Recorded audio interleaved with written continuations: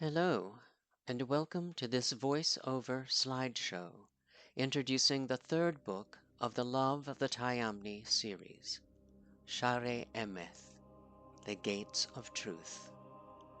I'm T.A. McLaughlin. On the cover, we see Batresh stepping down from her shuttle, the vessel she's flown from Luna to Earth. She's been directed to hide it within the crumbling train platforms of Union Station. For the first time in her life, she feels cold weather. Unlike her first mission, this time her DNA remains unaltered. She appears as herself, Mediterranean, or perhaps Middle Eastern in origin, and assumes the identity of Miriam Kaplan, a scholar studying pre-Pharaonic Egyptian culture at Washington University. The book opens far from Earth, on the Chava homeworld, Dilmun. It is here that the Dusmanyu strike. On the first page, we stand beside Bosmat and her guards on the balcony of the Chava Parliament. The skies turn yellow, particles swirl in the air, and red lightning splits the horizon. The call goes out, evacuate the planet. The Tlaloc War at Seoul is finished. Every surviving Tlaloc warrior was summoned home to defend Klizma, but most never live to see their atmosphere ignite. At Dilmun, we witness the full horror of the Dusmanyu weapon. The Empire Eaters, cyborg conquerors, have already consumed Atmate and Klizma.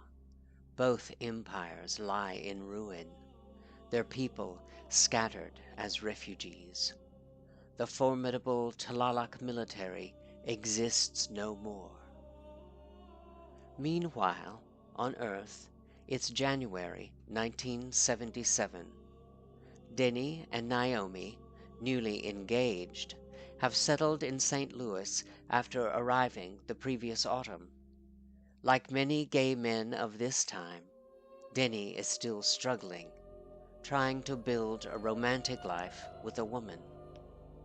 Late in 1976, Naomi brings him to her family's temple, Share Emeth. She tells him, "After we're married, this will be our temple." Denny cannot yet know that this temple's name, Share Emeth, the Gates of Truth, will become a prophecy for his life.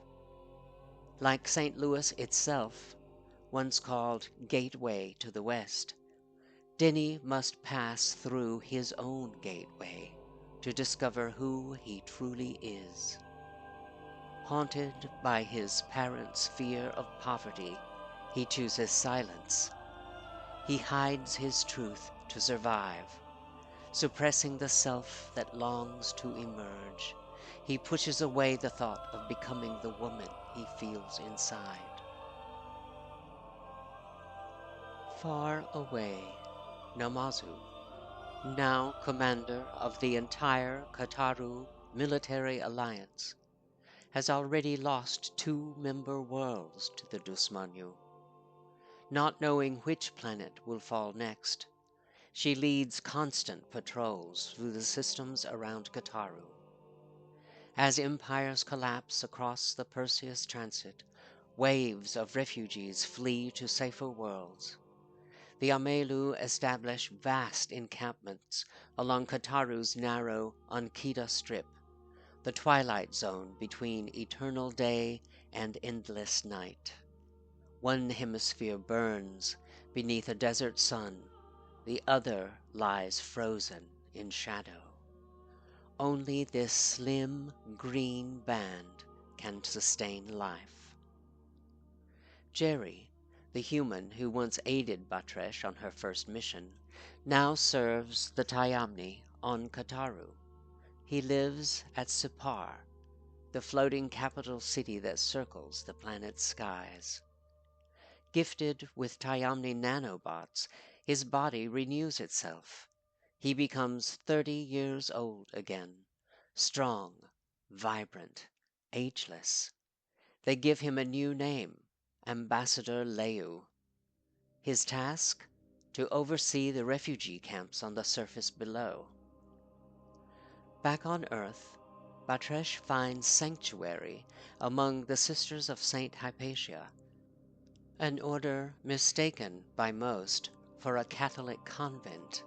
In truth, they are Tayamni, founded in the Middle Ages to educate women, disguised within the trappings of the Church to survive through history. Their statue of Auset stands at the college gates, believed by all to be the Virgin Mary. The sisters manage Fontainebleau College, once an all-girls school, now welcoming men in the spirit of progress. They offer Denny a scholarship, ensuring he receives an education under the watchful eye of the Tayamni sisters.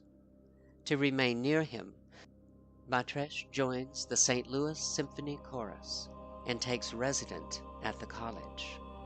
But danger follows.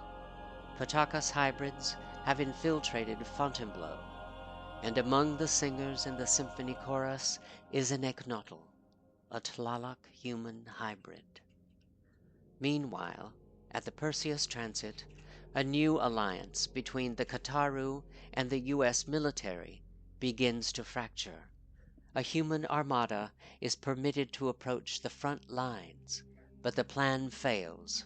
Several ships are captured. The Dusmanyu begins studying humanity and the soul system itself. In St. Louis, the Potacas plot. Their goal to lure Denny away from the city, to erase him from the timeline entirely. At the same time, Batresh, Namazu, and Amun receive an urgent summons to Musara. But the summons is false. When they arrive, their homeworld is under siege. Androids sent by the Kataru Alliance have declared martial law. The Amelu, benevolent cyborgs trusted to manage the Alliance, have lost control of the androids. Across the planet, the Hathors are trapped and desperate. They cry out for help. And amid this chaos, the three Tayamni siblings stand together once more on the threshold of revolution and at the edge of truth. Share Emeth, The Gates of Truth, Book 3 of the Love of the Tayamni series. Please look for the voiceover slideshow for the next book in the series, Book 4, The Contendings, Teshuvah.